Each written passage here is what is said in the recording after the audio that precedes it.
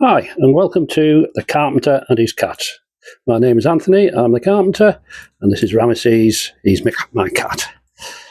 So today we're going to be dealing with veneering. And I'm just going to show you a few techniques on how to apply it, how to cut it and joint it. So this is an example of a little project I'm working on at the moment, which is, it's all MDF and it's covered in burr elm veneer and ash veneer. But once it's all complete, as you can see, once all these areas are covered, it'll look like it's all solid wood. So that's an example of using a cheaper but more stable material like MDF. It'll not move because it's inert, and then covering it with a lovely decorative piece of burr elm. And the burr elm itself, if this was cut out of a solid, it would have to be pretty thick for it not to actually move and break, because it's quite fragile when it's thin. So that's one of the reasons that veneer is used. So we've got the substrate, which is just basically it's a piece of pine, and we're going to stick these bits of ash veneer onto it. So I think I might have mentioned it in the lesson, but we use a little device like this called a toothing plane. Now, you don't have to go to the expense or difficulty in actually getting one of these, because we don't really make them anymore, not that I know of anyway, and you have to buy them second hand, probably from a specialist dealer. But it's just basically, it's a serrated blade that is just protrudes very slightly, and by drawing it over the surface, you leave a keyed surface.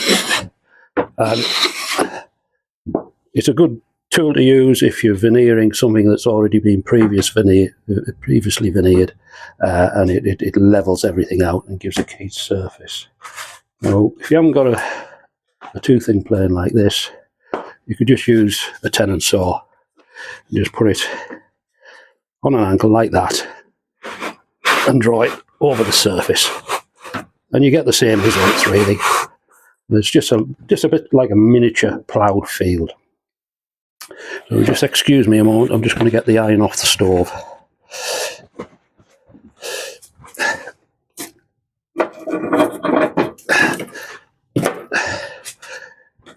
So what I'm going to do is preheat the surface, so when I'm applying the Scotch glue, it's not going to chill on application. But not to worry, because you can always apply the iron to it.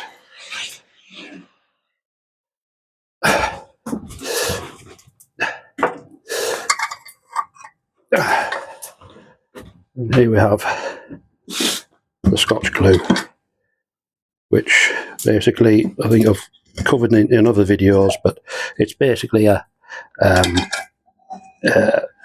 bain-marie. The glue is in the centre pot and the boiling water is in the outer lining. We've got 2 bits of veneer, and give us an idea how much we're going to put on. So we just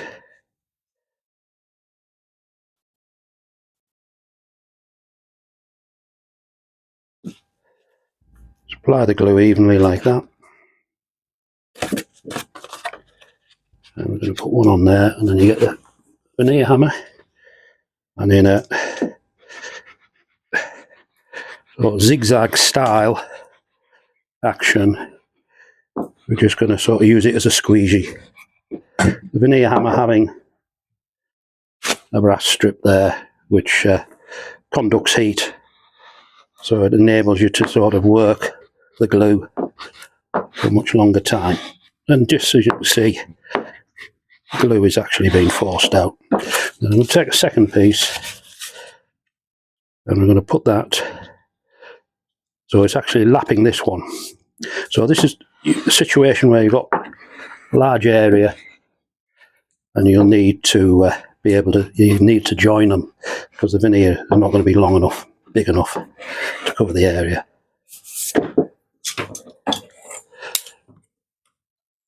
And then with a straight edge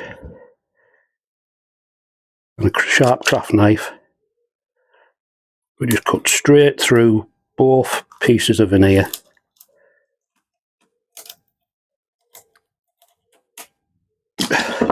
And obviously the top comes away, and this is where we'll need to heat things up a little bit.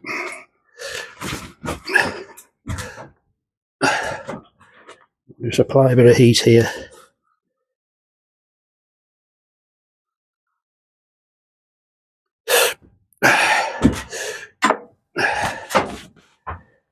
We'll just pull that back.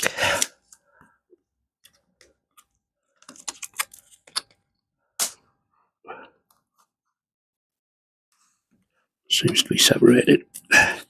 And then the bottom strip should just pull out. Yep, that seems to be free.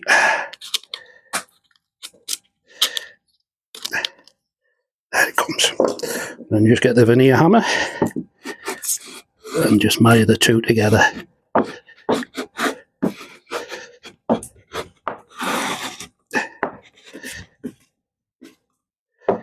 And just go over the iron again.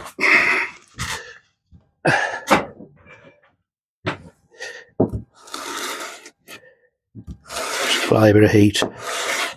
And you can always rework a piece of veneer, because at the end of the day the glue will always reheat with a hammer. Sorry, with the iron. Now, you could, if you were to leave that, chances are by the time the glue had set and the piece had dried out a bit, it would have shrunk. So what you want to do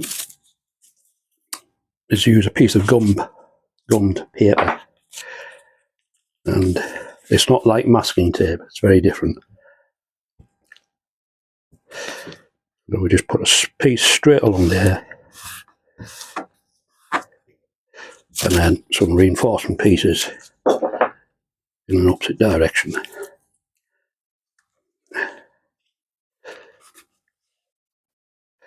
And that'll keep the whole veneer together.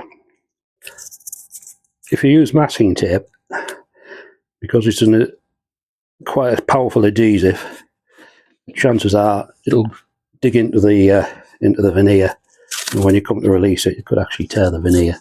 It's very difficult to get rid of, where this stuff just comes off with the cabinet scraper once everything's all set. So that's it. Ramesses has gone walkabout, so I'll say goodbye on his behalf. But thanks for watching the video. I hope you enjoyed it. If you did, please press like, and if you want to see more, please hit subscribe. So till next time, thanks very much, and we'll see you later. Bye bye.